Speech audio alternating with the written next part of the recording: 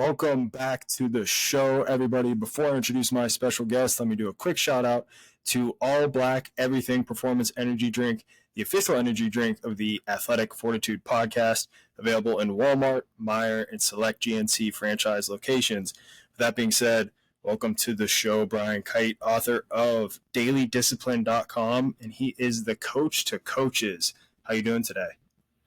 I'm doing awesome, Colin. Glad to be here with you, man. I appreciate you coming on.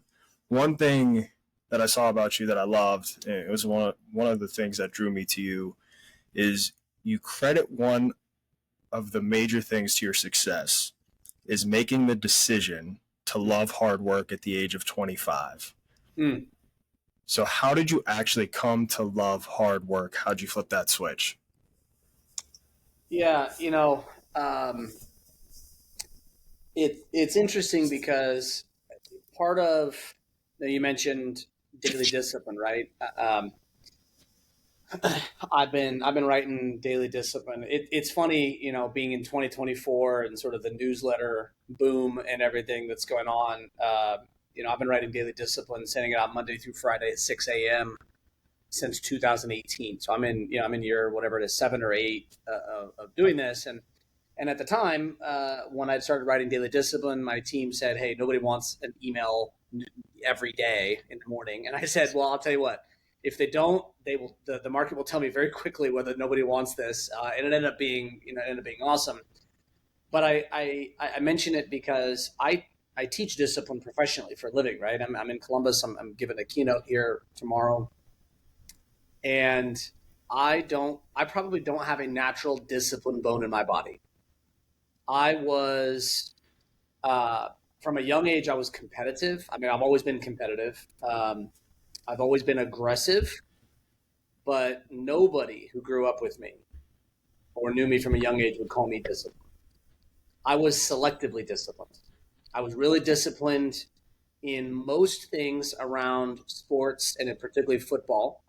Not everything, but most things, right? I probably wasn't as disciplined with my diet. And eating, and I played a long time ago, right? So I've been out for 20, 25 years, but I probably wasn't as disciplined with my diet. It took me a while to become disciplined in the weight room. I got there. By the time I got to college, I was good to go in the weight room. Like I was solid. But the reason I mention it is this. It wasn't that I didn't love. My wife and I were talking about, we have 2 young kids. I was talking to my wife about this last night about I probably lost a couple conditioning drills, right, in my career, but I wanted to win every conditioning drill that we ever did from high school going forward. I just didn't like certain kinds of hard work. I didn't like hard work that didn't either appeal to me intrinsically, like for a grade. I'm always very quick to acknowledge this. I never cared about a grade in school, ever, even all the way through college. So like a lot of people, I was really disciplined on some things and then completely absent on others, right? And so some kind of hard work I loved. Other kind of hard work, I didn't love it. And at that time, right before I crossed that threshold, if I didn't love the hard work, I just wouldn't work that hard. So I kind of had to love it in order to work hard. And if I did, it got an intense version of me. But I was kind of selective on it. And that's why the idea of how you do anything is how you do everything is just immediately falsifiable, because we don't do all things the same way. What happened was I realized after I got out of college and after I stopped playing ball that if I was attached to only working hard for things I love or when I felt that natural connection, a huge part of the quality of life that I wanted was going to be off limits to me.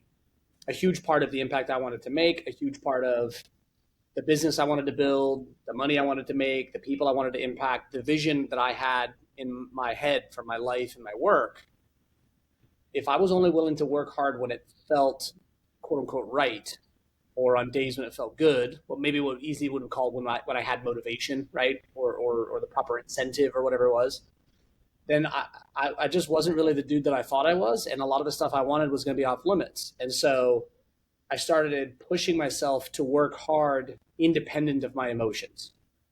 And that was really, for me, what happened was I started detaching my emotions from my willingness to work hard. And that was the big leverage point, right? I stopped needing or asking to feel a certain way before I worked hard. And there was it was interesting because I made that decision, and I've told the story a few times. I wish I'd come up with this because I just think it's brilliant. I remember I was walking in Myrtle Beach and I was listening to a podcast, and Mike Rowe, you know who Mike Rowe is, the guy from Dirty Jobs, right? Does that, all that stuff. He told this story. I think it was his grandpa that had told this to him, and it like stopped me in my tracks when I was listening to it. He said that again. I think it was his grandpa. So trust but verify, everybody. His grandpa told him, "Don't follow your passion. Just always bring it with you." And I remember hearing that, being like, "Damn, that was it. I'm gonna have to work hard no matter where I go, no matter what I do. If I'm waiting to feel passionate before I work hard, I'll probably be waiting forever, or I'll just have too big of a chunk of my life where I'm just not willing to work that hard." So instead, if I don't follow my passion, but I put my passion into anything I'm doing, I just immediately looked at it and said, okay, well, that's just true. And therefore now my job is to align my whole life with that. And it cycles, right? That was at 25, right? I'm 42 now. I got 2 kids. The calculus is different. So I have to learn how to do that in different ways. I have to work hard in a bunch of different categories and pillars of my life in some different fashions. And sometimes things that used to be really easy are now very hard. Sometimes that used to be very hard, they're now really easy. To me, it's never a fixed property. And so I realized it at 25. I pulled the switch. I detached my emotions from my willingness to work hard. And then, ever since then, essentially everything has been confirmation that is in fact the truth. And I just have to keep working to align my life with it. Does that make sense? Absolutely. How do you detach your emotions from taking action?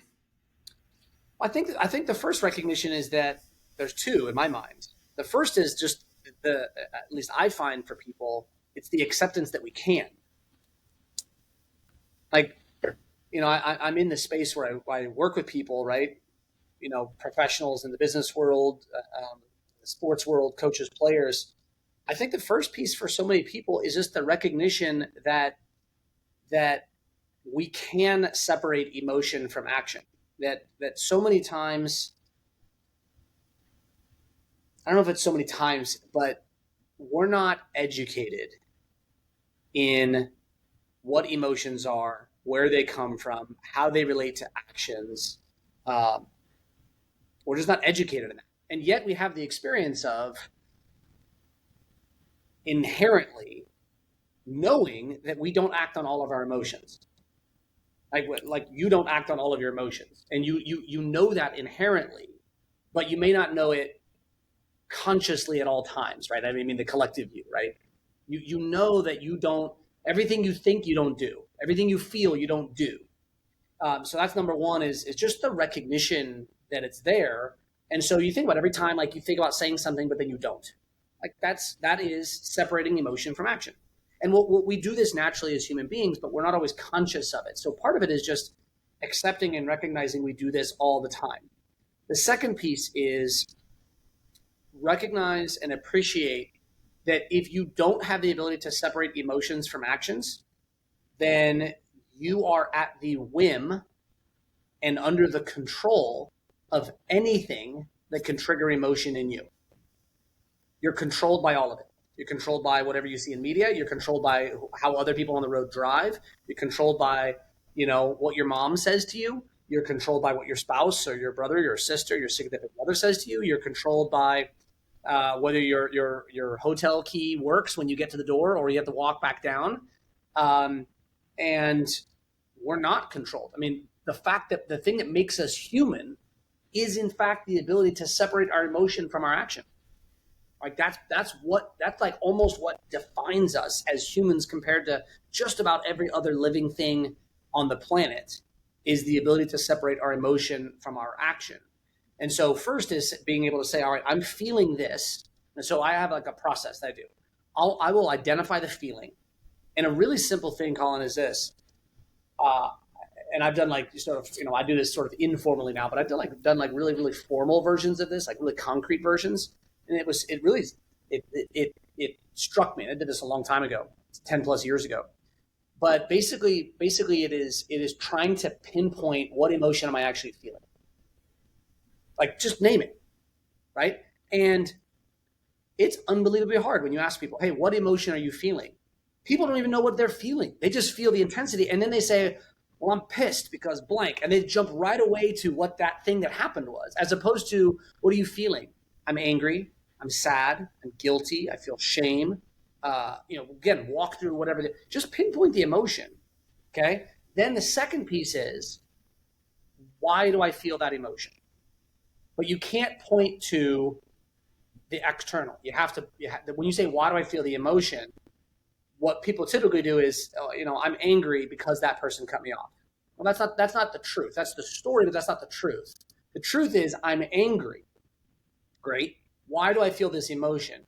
Because I told myself, or I saw that action as, or I don't think he was supposed. Everything about why do I feel this emotion has to begin with I. And then you can say, well, this happened and I told myself blank and therefore I feel this. That's the reality of what's going on. Well, I have a process where I'll name the emotion. I'll identify why I feel that emotion, right? Because I believe my wife should have done this. Okay. And then the third is I'll ask myself and label out loud. And I say out loud, meaning like in my mind, or I'll actually say it out loud or write it down, is what is my emotion trying to make me do? And once I lay that out, what's the emotion? Why do I feel it? And what is it trying to make me do? Man, half the time my emotions are A, coming from a source where I just made up a story in my mind, and B, they're trying to push me to do something that is against my best interest or the interest of the people that I love or care about. And so like just that process right there of, this is what I feel, this is why, and this is what it wants me to do, that immediately puts me back in control to say, do I actually want to do that?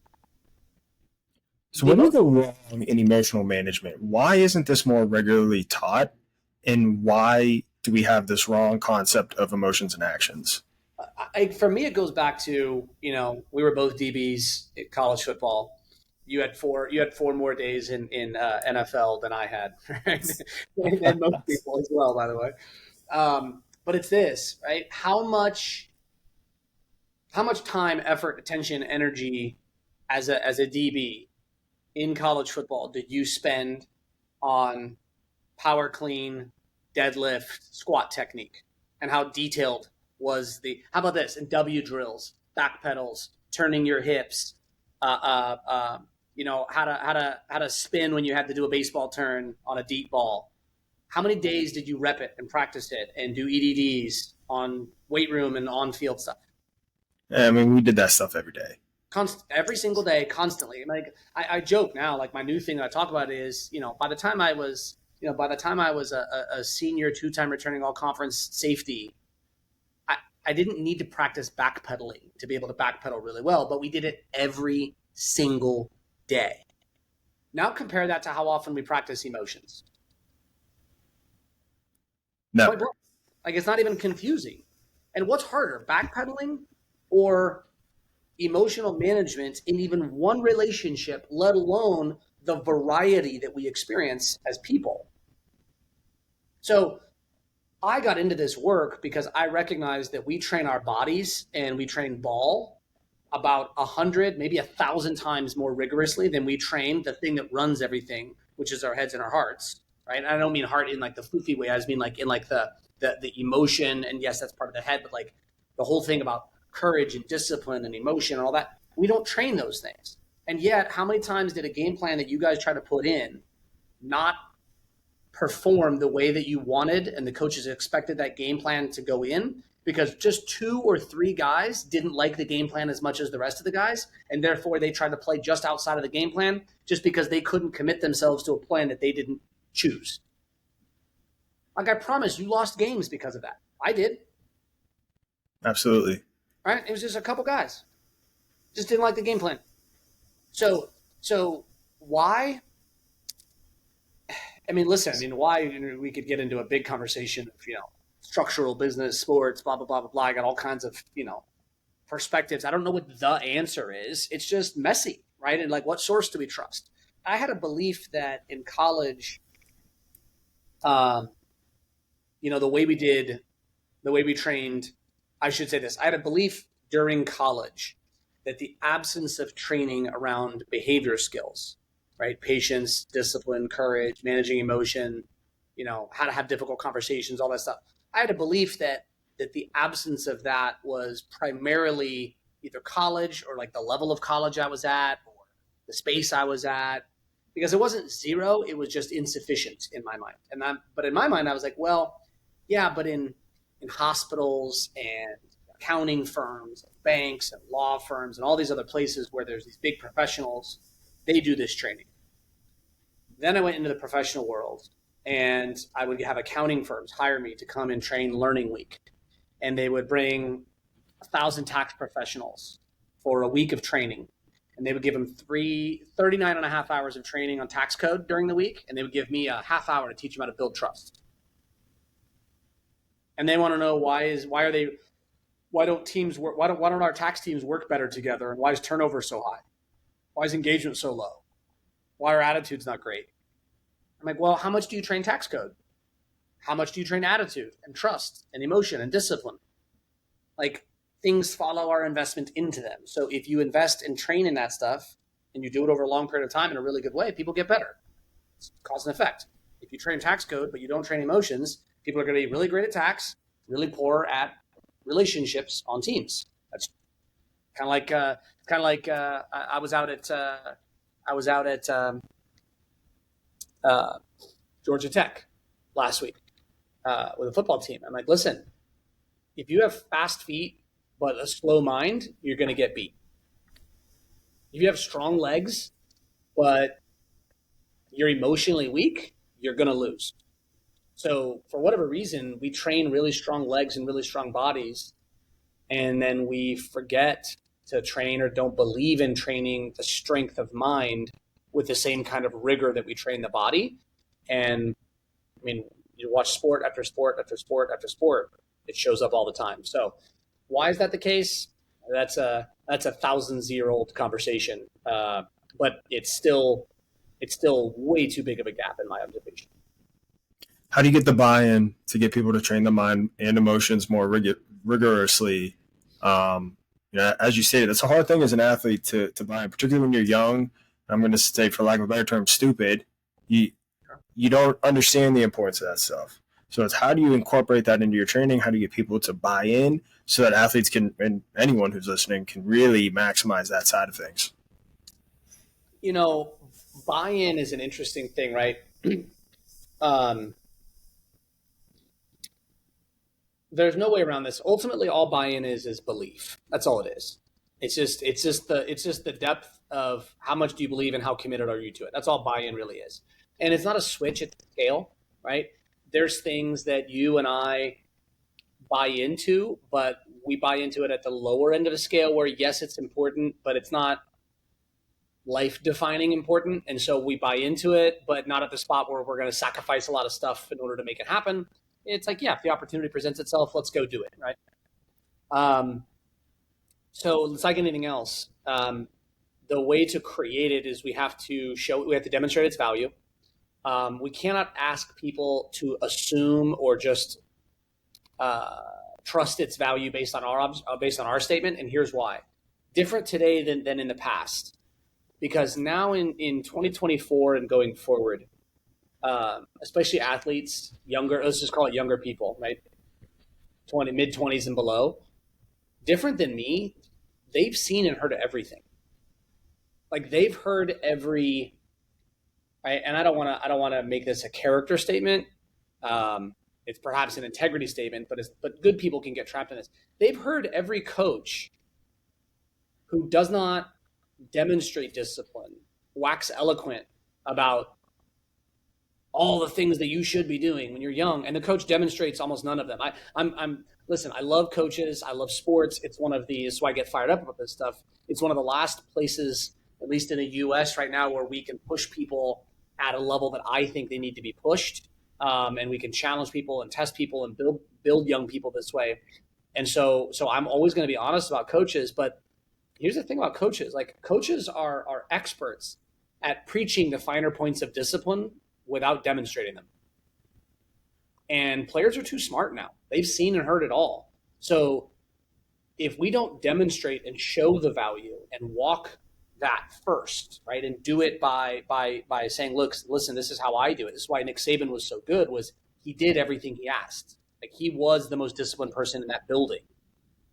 He's still in the building, so he probably is still. But he was the most disciplined. So when he demanded the most discipline, he was already out in front, right? He was doing it. He knew the cost, which I respect. I appreciate that, right? And if you don't want to be, you don't have to be Nick Saban, right? But what I give him credit for was he did everything that he was asked. He modeled it. And so I say that because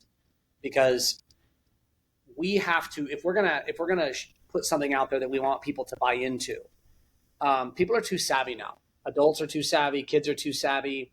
They see through it. And at this point, the pattern is coach lays something out, or teacher lays something out, or executive lays something out, boss, whoever, it says buy in. Everybody sits back and says, let's see if they're going to follow through on this. Let's see just how serious they are. And what most people have learned is if they just put a little time and a little resistance or a little hesitation, whoever's asking for buy-in, their attention's going to go to something else, and they're not going to follow through with it. And so in that way, I tell leaders, if you're not willing to follow through in it through a little resistance or a lot of resistance, you don't deserve to get what you're asking for buy-in anyway. If all they have to do is kind of resist or hesitate or drag their feet or make it a little hard for you or complain about it, and then you tap out, you don't deserve the buy-in you're asking for anyway. Because what I know is, my kids, listen, I want my kids to buy into stuff, but here's what I know my kids are going to do. My kids are going to resist the stuff that I ask for, especially if it's kind of harder and higher standard. They're going to resist it. So it's on me to be, right, a stronger force of pushing it through, demonstrate the value, show them, require them to work hard even when they don't. We only have 3 rules in our house. Work hard, be kind, have fun. That's it. It's in that order, right? And somebody's like, why don't you put being kind first? I was like, well, because you have to work hard to be kind a lot of times.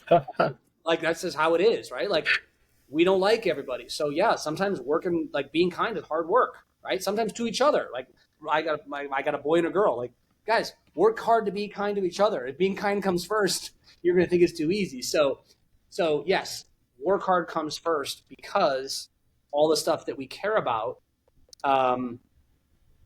we either have to get it or keep it through hard work. It's one of the two. And so, including buy-in, by the way, So at the end of the day, for me with buy-in, I'm less concerned whether somebody buys in or not. I'm really big on, I'm going to tell you what the standard is. We're going to communicate it. I'm going to make sure that it is in your best interest and the group's best interest. And if it's not in your best interest, but it is in the group's best interest, I'm going to make sure I'm telling you that. I'm not going to pretend like it is. Sometimes we're going to have to do some things where you're going to play the lower note. You're going to play the quiet note. You're going to be on the bench. I'm not going to pretend like being on the bench is in your best interest. If it's not, I'm going to tell you. But it is what's in the group's best interest. Because guess what? Sometimes it's going to be against my best interest, and I'm going to have to do something that serves other people. That's just how life works. So buy-in for me, I'm less concerned about whether people buy in. I'm really big on, look, let's just treat gravity like gravity. If 2 + 2 is 4, let's have the courage to acknowledge it. Whether you buy into it is really not, that's less of my concern than whether it's true. If you don't want to buy into the truth, that's more going to be on you than on me. That's how I look at it. I want to talk about a series of tweets that I've come across on your page. Yeah. I think a lot of these topics are going to end up coming out of it. Okay. First one. Most people who struggle with discipline set the bar way too high. They overwhelm themselves with their own expectations of what discipline is supposed to be. Discipline doesn't need to be superhuman. It needs to be simple, fundamental, and doable. Yes. So, tell me a little bit more about that. Yeah. So when I say, and I remember that, I remember writing and sending that, pushing that out, thinking to myself, there's going to be people who misinterpret, set a lower bar and, give yourself achievable wins. And it's, all these things that are all, all these little cliches that people read in a book somewhere and then, tweet back out and whatever. The big thing is this, is when you look at everything in our life is part of a story we tell ourselves. We're always projecting something about what our expectation is. And from my observation, 42 years of living, 20 years of doing this work, maybe the fundamental human challenge is to do today's work at its most intense or its highest quality that we can put in, whether that's intense, whatever it is, to do today's work with the discipline it deserves, and then to be patient for the results. I think that's the fundamental human challenge. And the way I position it is I position it as it requires urgency and patience, but both of them at 100% simultaneously. And what people tend to do is they tend to think of a teeter-totter or a scale. What they tend to do is in order to raise their urgency, right? You got patience on one side, so you got urgency on one side, patience on the other. When they want to raise their urgency, Colin, what do they do to their patience? They reduce it. Or what do they, not even what do they do, what do they think they have to do? Reduce patience, right? In their mind, the way urgency and patience work is if I want more urgency, I need to give up patience. Or they think, oh, if I want more patience, then I have to give up urgency. And my question is, where is that law written down that in order to get more urgency, you have to give up patience? Or in order to get patience, you have to give up urgency? Like, where does that come from? That's a creation of our mind that in nowhere, like that's not truth. The truth is we have to be urgent in every moment or every day, and we have to be patient across the months and years. And if we can do that, all the stuff that we think is impossible suddenly becomes possible, sometimes even probable. Other times, I'm not going to say guaranteed, but because nothing is, but as close as we can get to a guarantee without being factually wrong, right? Because I don't even know if I'm going to wake up tomorrow morning. So when I say people set too high of a bar, what I mean is they say, I'll go very simple, and it's not even that high of a bar, is they say, I'm going to work out every morning at 5 a.m. for the next 6 weeks. Like, for a lot of people, just that commitment mentally, emotionally overwhelms them. Because what they're doing is they're feeling the weight of 6 weeks of 5 a.m. wake-ups and workouts in a single moment. They feel the weight of all of it. Or I'm going to do it for a year. And the weight of all of that lands on them. When in reality, it's this. All I have to do is wake up tomorrow. Just wake up tomorrow. Commit to tomorrow. Wake up tomorrow. And then what? Work out. Then the next day, just commit to waking up that day. So what I always tell people is people get worried. Everybody knows they can be disciplined once. Like if I could bring anybody right here to join the two of us and say, listen, can you eat a healthy meal right tonight at dinner? Here's the meal. Can you eat that meal? There's nobody who's going, I can't, I couldn't do it. Everybody could eat that meal tonight. When do people start to feel like they can't do it? Only when I ask them to do it for 6 months straight. But if I just ask you to do one meal, you can do it. So here's the thing, Colin, that what that tweet is getting at is that people get overwhelmed not by an act of discipline, but by the idea and the story they tell themselves about sustaining discipline. So what I try to do, and this is part of the emotion and the story that comes from it, is this. Rather than tell yourself you need to sustain discipline, don't tell yourself you need to sustain discipline. Just tell yourself, be disciplined now. And then the next moment, be disciplined then. The next moment, be disciplined then. And maybe you tell yourself, hey, I'm going to continue this for a year. Maybe. But here's what I would tell people. If telling yourself you're going to do this for a year tends to emotionally overwhelm you, stop telling yourself that. If the idea of waking up at 5 a.m. every single day this week is overwhelming, stop telling yourself that. Say, I'm going to wake up at 5 a.m. tomorrow. Now, some people are overwhelmed by that. Okay? Like, that's just the truth. I'm not, right? But there's something else that I'm overwhelmed by doing it, like just doing it once, like a difficult conversation. Hey, just go have this talk with them. One conversation. Say one sentence of truth that needs to come out. That can be overwhelming sometimes, right? Just to tell somebody one truth is really hard. So what I say is this, okay, just start a conversation with them. Rather than have that sentence, sometimes getting that sentence out feels like you're choking on it. It's so hard to say. So instead, just start any conversation or start saying, hey, ask them a question about that sentence that you want to get out. So that's what I'm trying to get at for people is the idea of being disciplined all the time or having this, unbroken level. Another really big one is people think that being disciplined, because again, I get annoyed by this, right? But like people, it's all about consistency. Again, it's not that consistency is bad. It's obviously very good. But what happens is people hear, oh, it's all about consistency. And then they have an off day or a cheat meal on a non-cheat day, or they miss a workout.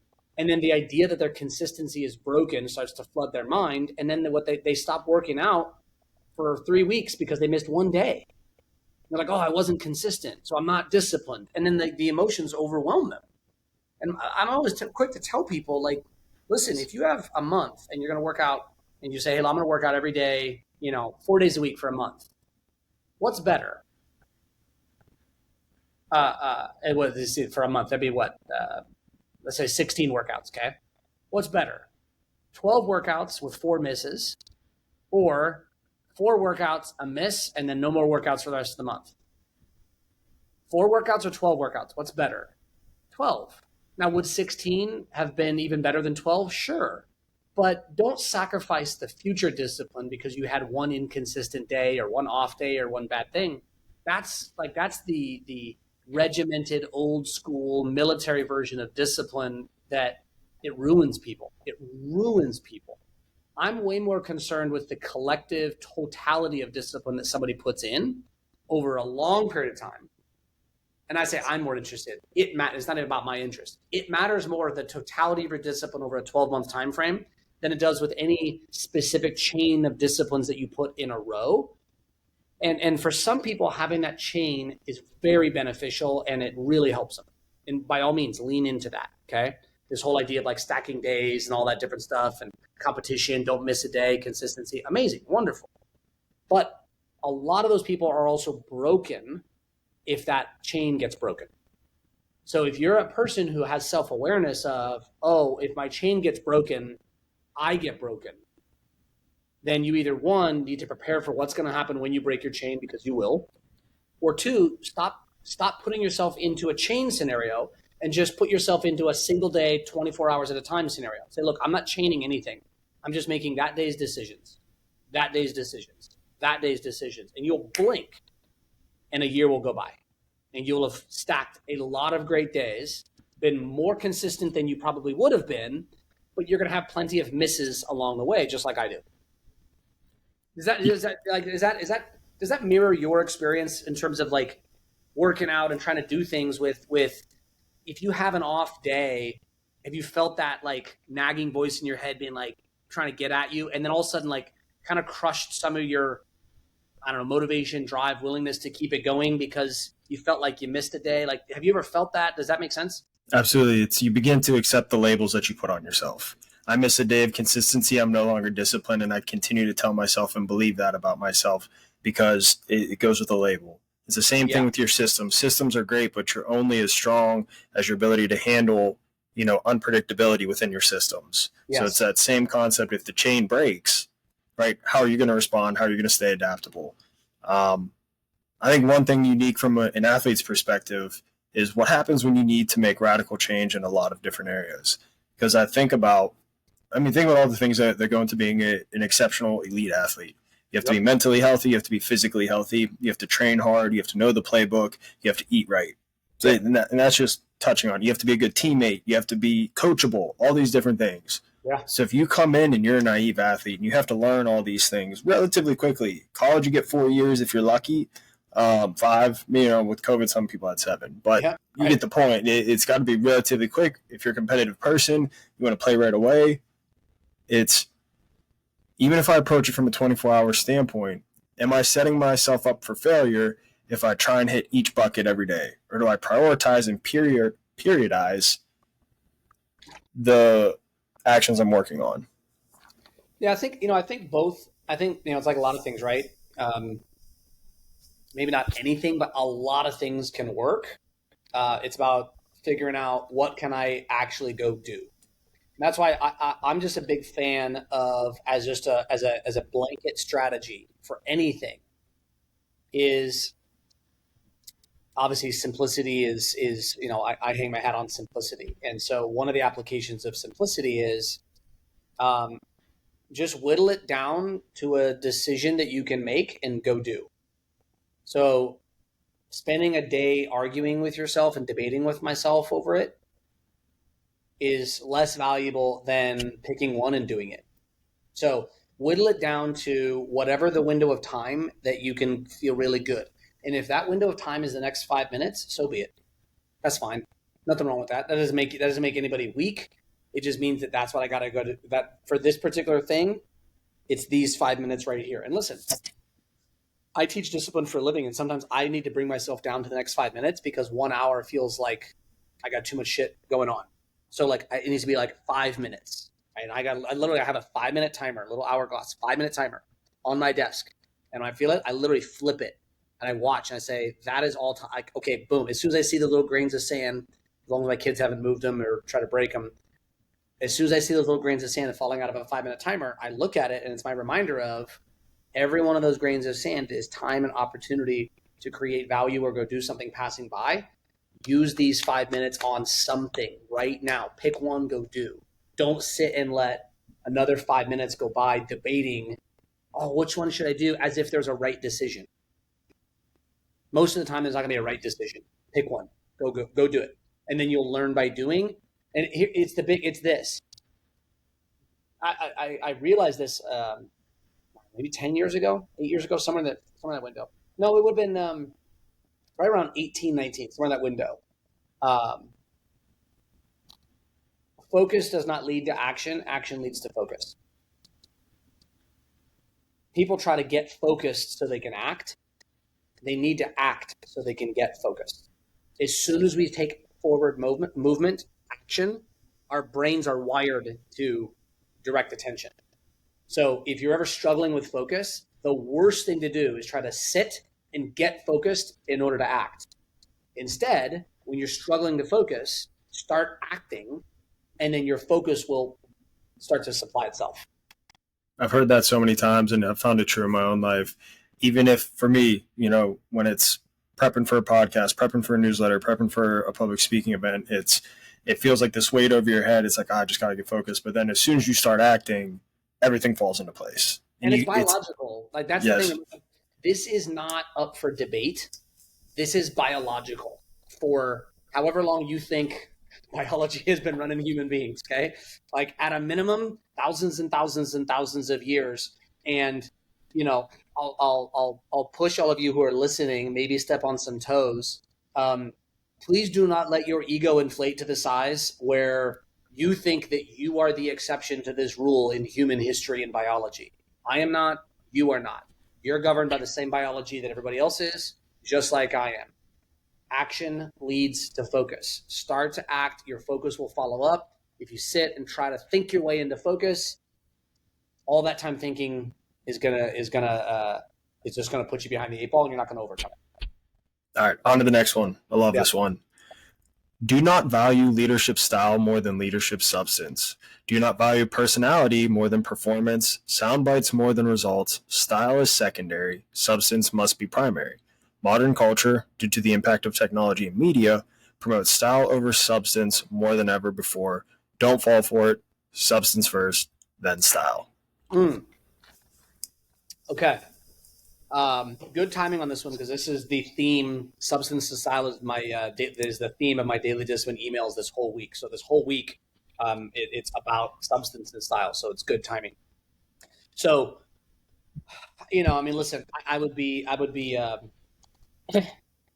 There's so many different ways. There's so many different applications for this. So many different contexts. Right now, while we are recording this, right, we are in an election year and in the midst of the election cycle. And substance and style is, maybe the oldest political tug of war, right? And whatever, we have our 2024 version of that, but we have the 1776 version of it and the 1865 version of it. And we have every different version, and every time people think like this is the only time it's ever happened, and every other country that elects people has to do the same thing. Here's what I mean by that. What I mean by that is style is easy to fake. And I guess I'll put it this way. I'll put this premise on it. This is in Daily Discipline this week. There's three main. It's all about what's the relationship between style and substance. We have to acknowledge that style matters. Style matters. It does. Okay. But we have to understand what is its relationship to substance, and that is what can help us. So what's the relationship of style to substance? So to act like leadership style doesn't matter that's not true. Style absolutely matters. The question is, why does it matter? And so I look at three things, right? So style matters in relation to substance in three ways, right? And maybe there's more, but these are the big ones. And in my mind, from what I can see, everything kind of fits under these categories. So these would be the big headlines. First is when style improves on substance, right? So that is when somebody, in leadership, it's when somebody is really good, and maybe they're a really good person, and they've got really good ideas, they're really good at execution, but they don't emotionally connect with people, right? That's going to be really limiting for a leader who can't emotionally connect. You see this in sports all the time. Let's just say football, just because it's a sport I know. Guys that know the game, guys that know what they're doing, guys that build good game plans, but they can't connect with the kids, and so the kids don't listen and they don't follow, and all of a sudden the substance is there, but because they can't relate and can't connect, this stuff gets lost in translation. Well, there's a great example of style improves substance. Phenomenal, okay? Another one, and this would be writing or speaking or music, it's when, or advertising or marketing. Maybe less music, but writing, speaking, less advertising, or advertising and marketing. That's when style draws attention to substance. I always like to point out the best book that's ever been written, most of us probably haven't read because people weren't very good at selling it. It's full of substance, but its style wasn't particularly attractive. A modern book that fits that would be Anti-Fragile by Nassim Taleb. He wrote Great The Black book. Swan. Yeah, he wrote, and I only know this because I randomly heard a podcast he was on where he said this. But I recommend an Anti-Fragile, and I found for every 10 recommendations that I send out, maybe 2 people finish it. And you've read it? Yep. On a scale from 1 to 10, how easy and pleasing and stylistically smooth was that book for you to read? 10 being, man, I read that book and it was, boy, time just flew and it was just it was effortless. 1 being time dragged and it was a slog to read. Scale from 1 to 10, what was that like for you? So I'll probably say it was probably about a 4.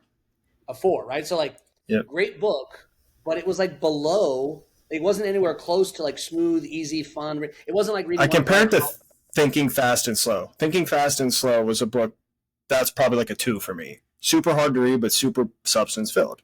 Yeah, or Ryan Holiday's, any of Ryan Holiday's Stoic books, right? Obstacle is the way. It's probably more a 9, right? It was Yep. Very smooth, very easy, right? And put the substance piece aside, but I read Nassim Taleb's. I read that book, and for every 10 people I gave it to, maybe 2 finished it, and of those 2, 1 enjoyed it, and the other was I don't even whatever. Felt I was getting hit in the head with a crowbar.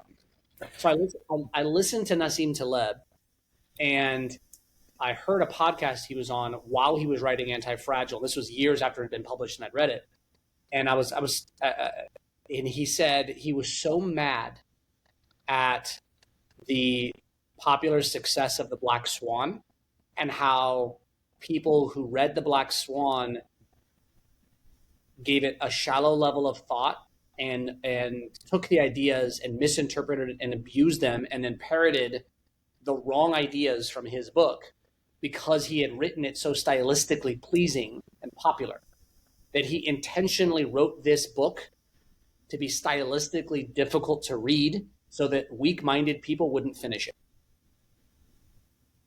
He did it on purpose, right? So other people, right? My big criticism of popular books today, and a lot of marketing copy, if you look at what it is what are they trying to do? They're trying to, what marketing and sales does is they're trying to use style to draw your attention to, hey, we've got a really good product. We've got this, right? Like there could be a car out there that's better than Tesla, but if it's not as stylistically attractive as a Tesla and doesn't have all the marketing and all the panache and all that stuff, it's not going to sell as well. That's just the reality. So style can be something that improves substance. Style can be something that draws attention to substance, right? Or style can be used to conceal an absence of substance. Those are the three primary things that style can do. And so with leadership, we get really hung up on style. And again, good people do this all the time, but we've somehow drifted into this thing where style matters more than substance, where how you say something is more important than having something to actually say, or how you do that. And people get all caught up in how they look and their image. And again, it's old school in leadership. Image has always been something we try to portray, but now we just have more people trying to lead. And so we have, business, you go back 400 years ago, there weren't as many people in positions to lead other people. Whereas now we have people leading all over the place. And we're reading leaders, and because we consume stuff in the way that we consume it, we have all these patterns and this muscle memory built of looking at something, seeing something up there, and then, seeing stuff trotted out. And so, like, again, just look at where we are here right now. Again, not to express a perspective, but look at how many people are looking. It's frustrating, but look how many people vote for a presidential election based on who sounds good. Right? They don't look at substance, right? They like or dislike this person because of their style. I could give a shit. I'm not voting for style. I don't care. The only time I care about style is if the style materially affects an outcome, right? So I care about style if the style is going to change the result of a negotiation or change the result of a policy or change that. That's when I care about, does the style affect the actual substance? That's what I care about. But disliking that person because they have a weird laugh, like people like hitting Kamala right now because she's got a weird laugh. I don't care about her laugh. It doesn't matter, okay? Or they're like, why does Trump, why does he say these weird, goofy things? I don't care. What I care about is, does the style affect the substance? If it doesn't, then I want to go to the substance, right? Does that make sense? Absolutely. Or like, does in coaching, like, this person doesn't, people like Bill Belichick, or they copy Nick's. Look at all the people trying to copy Nick Saban's style, and they can't copy his substance. Right? Look at you've seen this as much. Look at all the people who try to copy the style of Navy SEAL training, and they have no idea where the substance comes from. All they're doing is copying the surface level stuff. So this is the big thing: is when it comes to leadership, always put substance at the front, because a leader who has style, good, like locked down, but can't back it with substance, that is a major threat. Now, not every leader who leads with substance is going to have the style that we like. That's just the reality of it. So lead with substance, and then let's support it with style. Do that first, and then just be aware that style's relationship to substance has to be improve it, draw attention to the substance, or the style is trying to conceal an absence of substance. Our job as sort of consumers or receivers is to use our good discernment as to which one of those three things is happening. This is very parallel to charisma, and we fall in love with charisma, and I've actually found it in my own practice. And it's meant to be a compliment, but I've found it to almost be an insult when people say, "Oh, like, you're so charismatic," because to me, if that's their first thought, then they miss the substance of what I was speaking about. Yes. And to me, it tells me, okay, well, what do I need to change so the substance goes first, and that there's takeaways, as opposed to, wow, he speaks really well, or he commands a room, or whatever those things are. Sure. Obviously, like you said, that stuff's important. It leads to the substance, but the substance needs to be at the forefront. So that's where I took that. Yeah, and what I'll tell you about that one, just specifically, since it's something that you think about and you deal with, right? Is think about this. What was the last concert you went to? Zach Brown Band. Nice. Where'd you go? It was a KeyBank Pavilion here in Pittsburgh. It was honestly probably about 5 years ago now. Did you get good seats or did you get GA seats? What'd you get? We were in the lawn. It was big lawn, big hill. Right. Couldn't you have just listened to Zach Brown on Spotify at home with a bunch of friends? Yeah, absolutely. Why'd you pay money to go into a concert to listen to a band that you've heard, I'm guessing, a lot in your lifetime and you listen to plenty? Why would you pay extra money to go out and do that? And that's because there's something about that feeling that happens when you're on stage and you see the band and the person, or when you go see a comedian or whatever. Like, yeah, you could listen to whoever, you could listen to all their comedy. Or, you know, for me, like, you could listen to all my YouTube videos and you don't have to pay me to come keynote. And that's because in part we still, this is why style does matter, is we still value what that impression of human interaction provides. And if we're missing that, a lot of times that is the wedge. And this is what con men have learned. This is what I would say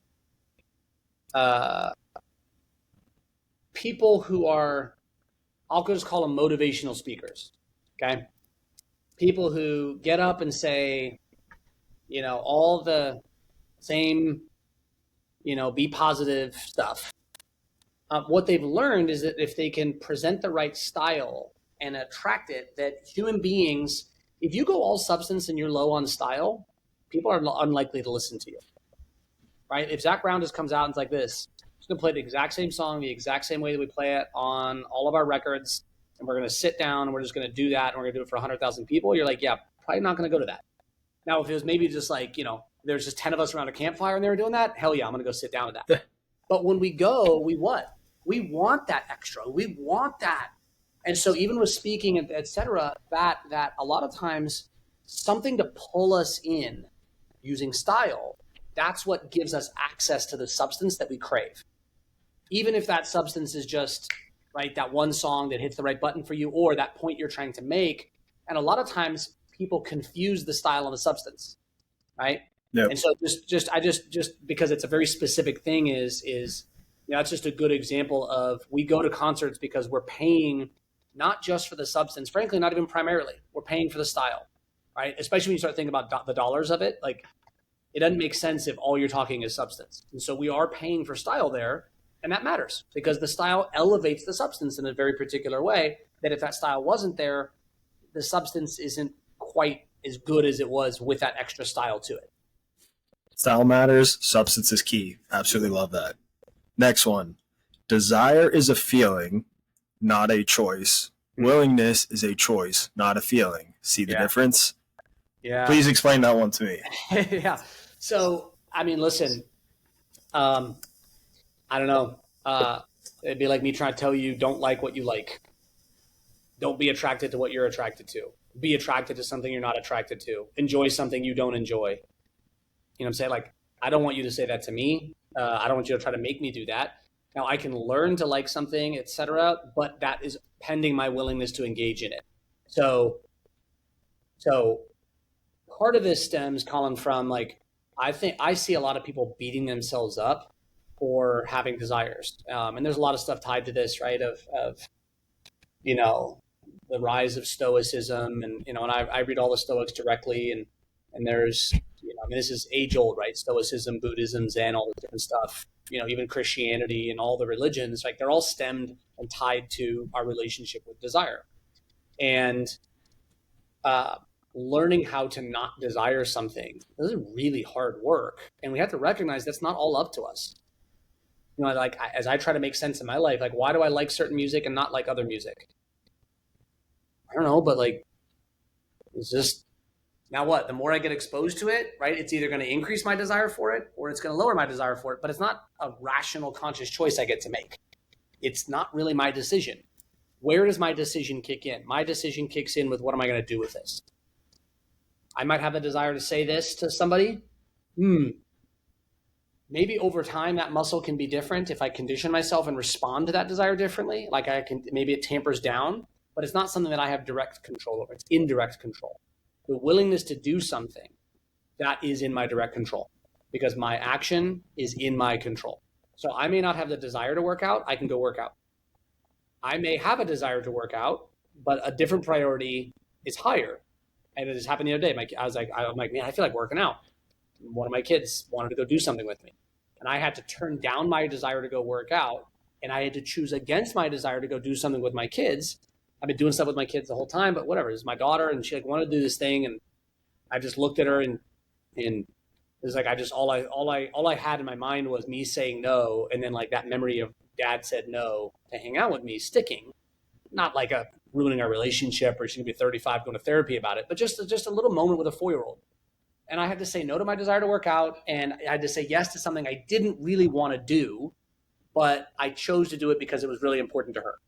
So that's what I look at is I don't know. And listen, I mean, anybody who ever talks about this stuff who can speak openly about it will do it. I mean, like, David Goggins, David Goggins is, right? Like, Of course. I don't want to live that guy's lifestyle. I have no interest in that lifestyle. Okay. And nor do a lot of people, but even he talks about, he gets up every day and he doesn't really ask himself, do I want to do this? Because he knows every day he gets up, he's like, I don't feel like doing this today. So what he understands is his desires aren't really up to him. Some days it'll be there, some days it won't. Right? When we're in a really good stretch, our desires align with our priorities. But life is weird, and we are weird.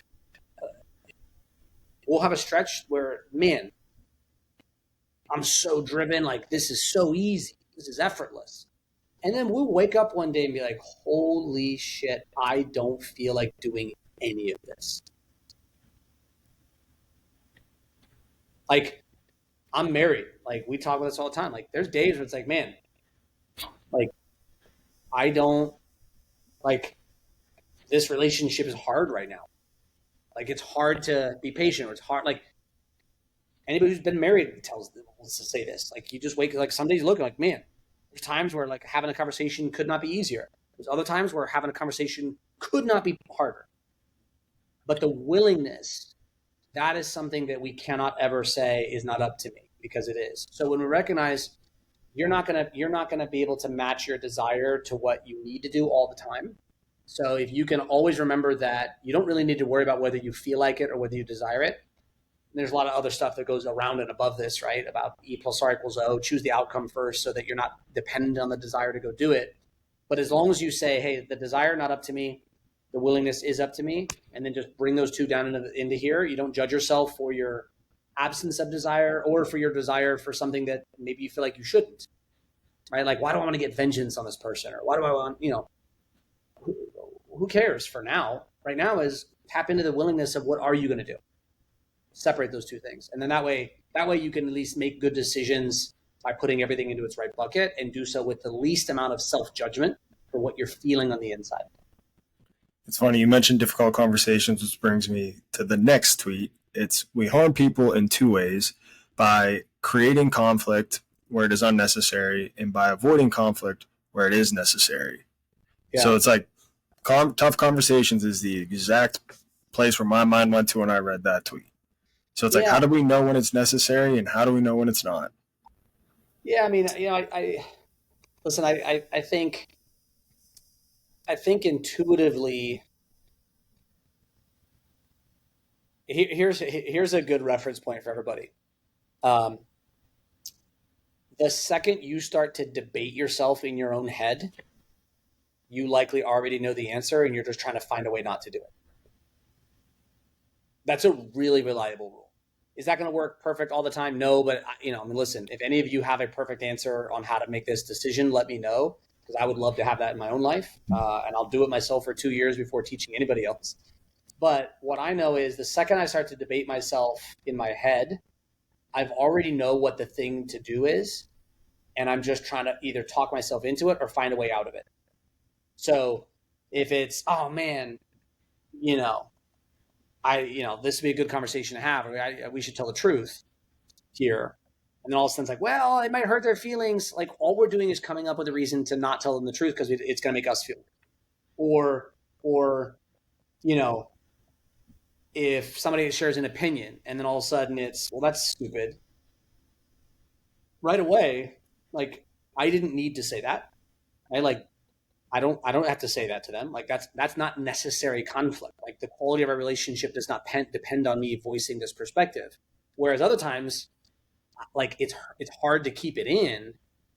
Then yeah, the relationship is being negatively affected by the fact that I'm holding this in. It is kind of necessary. So when I look at it, it is if we can create conflict to stay in alignment with our integrity or improve the relationship or deal in honesty with each other, like that's conflict that's worthy and necessary, even if it's painful and hard and difficult for the other person and awkward. If we're creating conflict for ego or to prove our point or to win, my question is, what did you win? Like if you get in an argument with somebody and you're going to create conflict to win the argument, okay, but what did winning earn you? What'd you get? Show it to me. What do you have?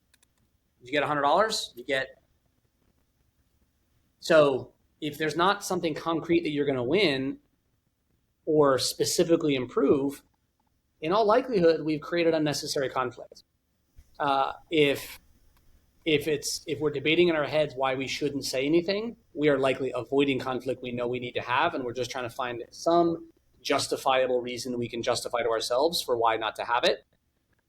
I tend to go with like the really intuitive piece of the more you're debating and arguing in your head, the more likely you know what the answer is and you need to act on it. It goes back to the earlier conversation we were having about emotion and action, and it feels like kind of this piece in the middle is like the cognitive awareness of where your biases and thought processes go and being able to course correct accordingly to how well you know yourself.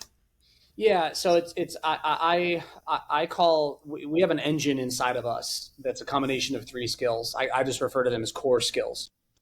And the engine inside of us that runs and governs our lives and every other skill in our lives is the combination, the intersection of self-awareness, self-discipline, self-confidence.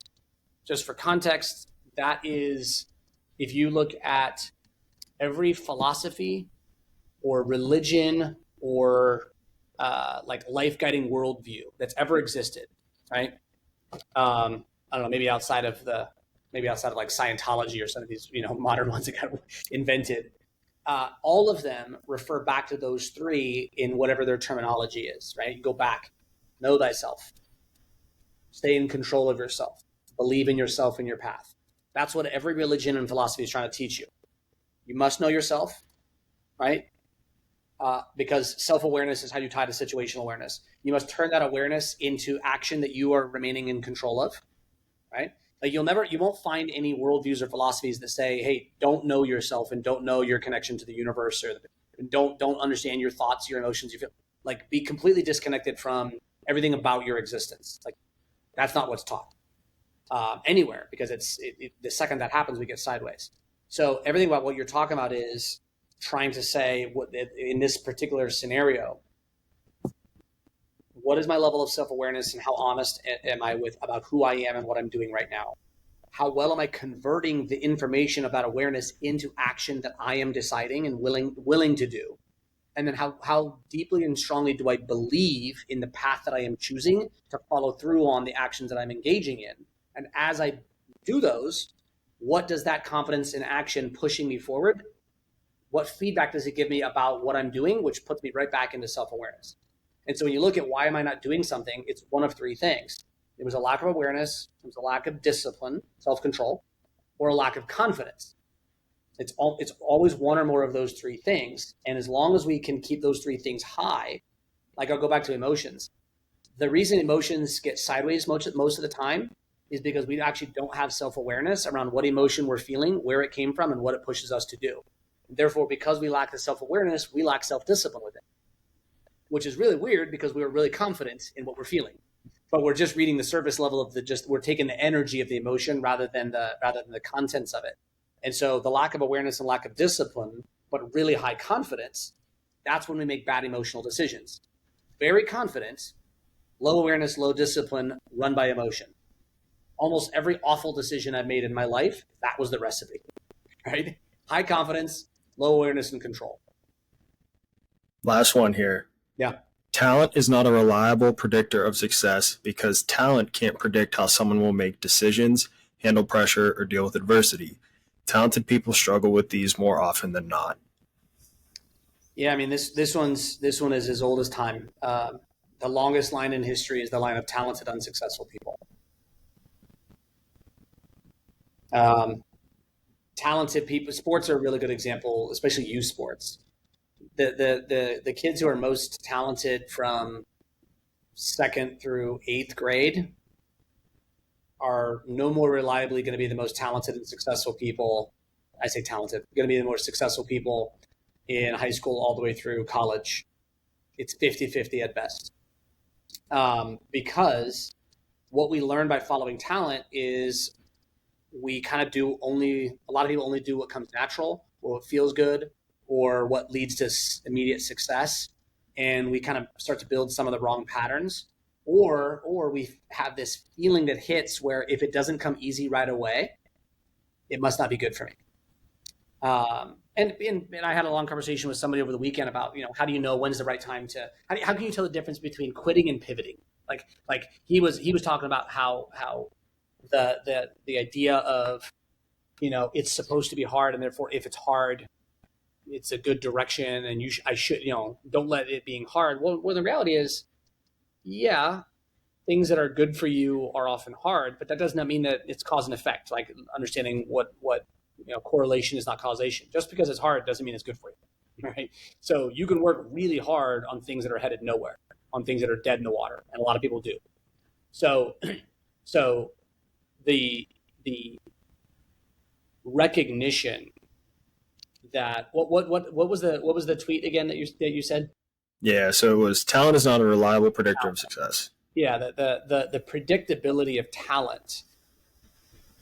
I mean, look at any professional sports draft. I mean, that's probably below 50%. And that's the most talented in the space in that, and it's way below 50%. And you have people whose entire lives and careers are dedicated to choosing a player and investing millions into them, and talent cannot get them much better than 50%. What is the best predictor of success, and how do you find that? I look at the best predictor of success in my observation is number one would be discipline. If you stack up talent and discipline, again, if you isolate it down to any single thing, you're going to find exceptions to everything, right? LeBron James was always going to be something incredible. He was that talented. Okay, Randy Moss was always, outside of him doing something to end his career, he was always going to be something incredible, right? Talent has scale. Sometimes it's at the top talent and it's there. However, Randy Moss and LeBron didn't have to be who they actually were. There's a lot of people who had LeBron's talent physically, and they didn't quite make it to the NBA, or they made a bad decision before, or they're average in the NBA because they did it differently, right? Kobe, Jordan, all these guys, Seth Curry, all this different stuff. I look at three things. Number one, discipline is predictor of success. You give somebody discipline, and they may not get to the height of what they wanted, but they are going to crush it, right?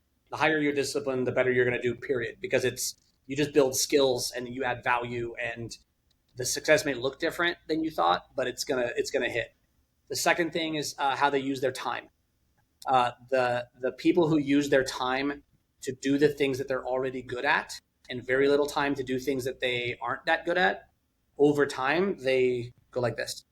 The people who use some time to do stuff they're really good at, and then use a lot of time, again, let's just say 50%, to push themselves in another 1 or 2 or 3%. I don't mean go do things they're not good at all, because that's not what you want to do, right? You want to stay aligned with where you are. But it would be I always remember Peyton Manning would do, he would do, and I heard similar things about Brady in Montana. Peyton would go out and they would practice their routes or 10 plays that were their most common plays that they were the best at, and they would rep those 10 plays.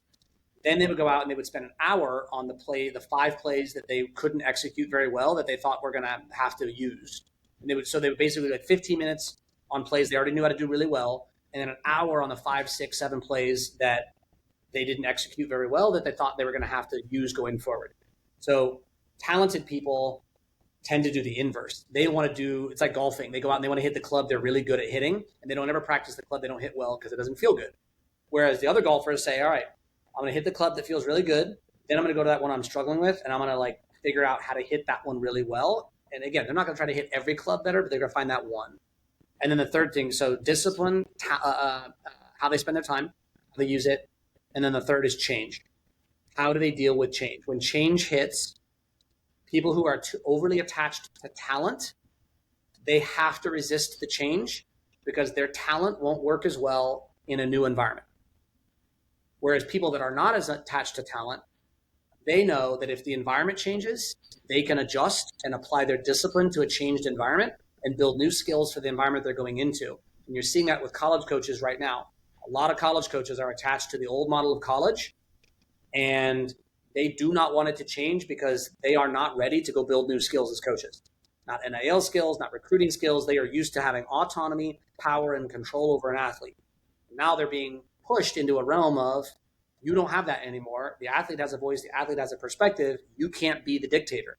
And you're seeing coaches right now in 2 camps. Those that are, yeah, fine. That's where it's going. Let's go do it. Right? Your Lane Kiffins of the world, your Ryan Days of the world. Bam.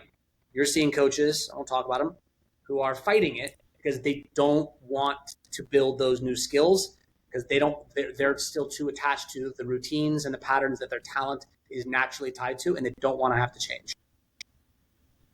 That's what I look at. Discipline, time, change.